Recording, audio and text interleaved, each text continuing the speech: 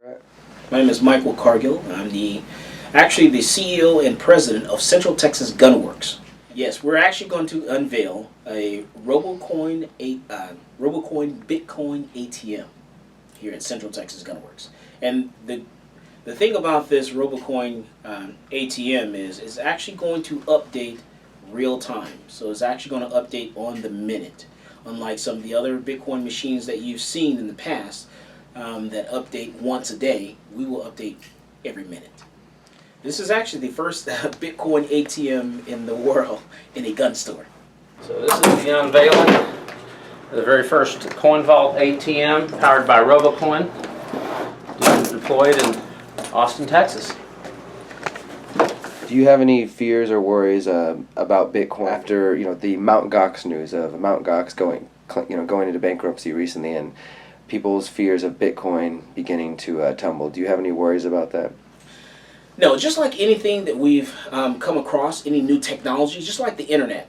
You had your banking system. They actually started doing online banking on the internet, and you had a bank actually lose millions of dollars. So I expect that there are going to be some bumps in the road. So we expect there are going to be some problems, and there are going to be some companies that fall by the wayside. That's the part of doing business, and that's the cost that you pay of doing something new or venturing out in a different technology. So what we've got is we've got an ID scanner. The barcode scanner sits here. So either using your electronic cell phone wallet or a paper wallet, it will scan that to be able to either redeem a paper wallet for cash.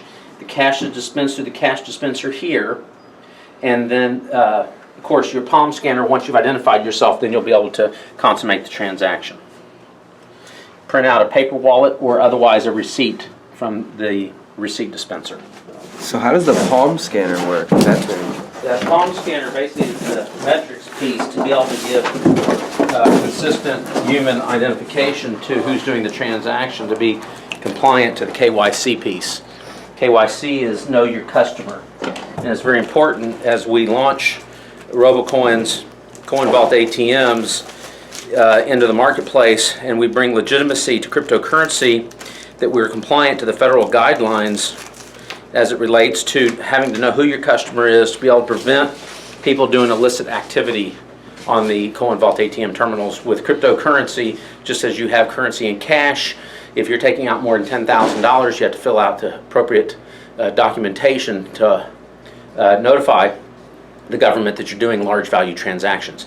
And so the same thing is going to be true as currency transitions into something other than the fiat currency or $100 bills. With cryptocurrency, it's electronically transmitting value, so you have to be able to know who these customers are. So for every transaction, will there be like a palm scan? Or palm scan every transaction. The first time you'll register on the system with your state or federally issued ID, and then also with your palm. And you'll have a PIN, and you'll use a cell phone number to be able to use SMS messaging so the terminal can actually communicate to you in real time. There's one company called BitPay, which have actually caused us a few little problems. We actually had to stop selling firearms on our website because of because of BitPay.